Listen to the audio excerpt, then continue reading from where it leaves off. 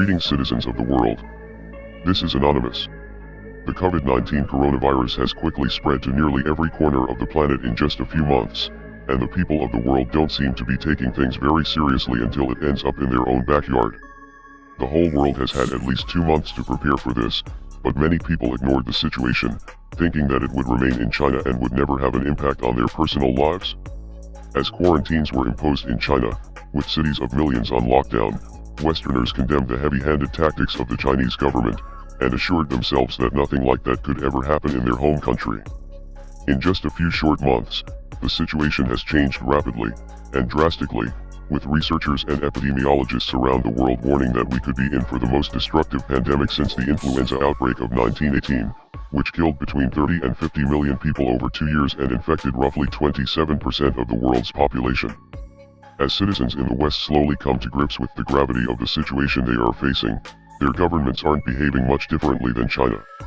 In fact, the World Health Organization has praised China's response to the crisis, saying that the country has set a new standard for outbreak response, and urging other countries to follow its lead in fighting the outbreak. This week, Italy has taken this advice and has placed the entire country of 60 million people on quarantine.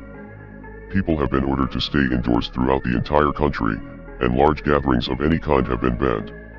Even smaller gatherings like funerals have also been banned. At least 50 people in Sicily are facing serious criminal charges after breaking the quarantine order for having a funeral with a loved one. There is also concern that people inside the Italian quarantine zone are being left to fend for themselves. Luca Franzesi, the brother of a 47-year-old woman who died at home, is now trapped in the house with her, and has waited for over a day for authorities to come and help him.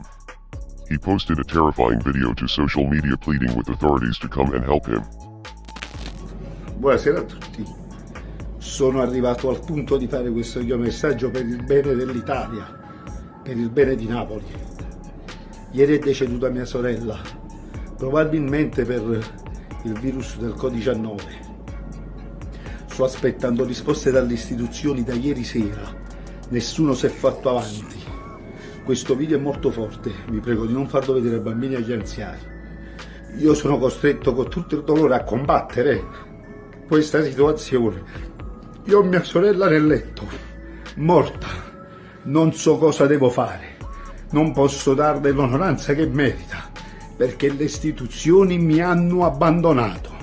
Ho contattato chiunque, al momento non faccio nomi. Nessuno mi ha saputo dare una risposta. Sto in attesa della risposta del Cutugno dal 118, perché ieri sera, sotto mia forzata volontà, l'ho fatta fare il tampone, perché non lo volevano fare. A me il tampone è stato negato, hanno detto devono sapere prima se lei era infetta e poi magari lo fanno a me. Io mi sono messo in autoquarantena, oggi potrei andare dappertutto a diffondere il virus se ce l'ho, perché io a mia sorella, per tenerla in vita, gli ho fatto la respirazione bocca a bocca e nessuno se n'è fregato, nessuno, le istituzioni, nessuno sta chiamando. La prima è stato il mio medico curante, il medico curante di mia sorella, che se n'è fregata, non è venuto a casa a controllarla. Mia sorella aveva una forma di epilessia, era un soggetto a rischio e se ne sono fregati tutti. Ragazzi, stiamo rovinati, l'Italia ci ha abbandonato. Diamoci forza l'uno con l'altro, vi prego di diffondere questo video dappertutto. Rendiamolo virale. Io voglio una risposta. As more people are getting tested in Europe and the United States, it is becoming apparent that this virus gained a foothold on every continent, aside from Antarctica, of course, and so other Western countries are now starting to think about how they can quarantine their own populations. In the US, where citizens insisted that something like this could never happen on American soil, the National Guard was called to a region of New York that has become a new epicenter for the virus on the East Coast. We also have some breaking news on efforts to contain the coronavirus in a city hit hard. New Rochelle, New York, just north of New York City. Joining me now is NBC News correspondent Ron Allen. Ron, what can you tell us? I understand Governor Cuomo just made some news. He did, Chris. He's calling in the National Guard to help set up what's called a containment area around a hotspot, a cluster. New York Governor Andrew Cuomo insists that the National Guard is only there to help deliver supplies and clean up, but the presence of military troops certainly has many local residents on edge. It was also reported that Cuomo was using prison labor to make large volumes of hand sanitizer to make up for the recent shortage, so it is understandable if some citizens suspect veiled threats behind his flowery promises. New Rochelle is a particular problem. It is what they call a cluster. The numbers have been going up, the numbers continue to go up, the numbers are going up unabated, and we do need a special public health strategy for New Rochelle.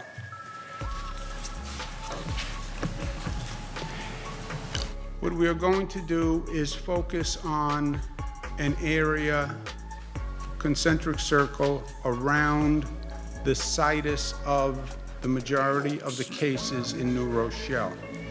Much of the transmission tends to happen on a geographic basis. Kids go to school, kids go to a store, parents go to a store, parents walk down the block, shake hands with someone, parent is walking the dog, meets somebody, says hello, has a conversation. Remember how this spreads, can spread from it's a respiratory illness, droplets of a sneeze, a cough, it's on somebody's hand, you shake hands, now you have an issue. So containment strategies focus on geographic areas. It was also announced that Georgia, in the southern United States, will be turning a portion of a state park into a quarantine zone for coronavirus patients. Shortly after the virus arrived in Georgia, the state's governor, Brian Kemp, announced that state officials were preparing Hard Labor Creek State Park in Morgan County for isolating and monitoring patients who may have been exposed to the disease caused by the coronavirus. This was intended to assure residents that something was being done to prepare, but this was not welcome news to some citizens, because getting quarantined in an isolated section of a place called Hard Labor Creek sounds like a straight-up horror movie. However, there are different approaches that can be taken, but people need to actually take this virus seriously and practice extreme social distancing to slow the spread of the illness. As the South China Morning Post noted in a recent column, South Korea has managed to handle the virus extremely well without citywide lockdowns, by making testing and medical care as available as possible, and encouraging safe social distancing practices among citizens. We need to stay home as much as possible and avoid public spaces as much as possible until this blows over, and cancel large events voluntarily, of our own free will.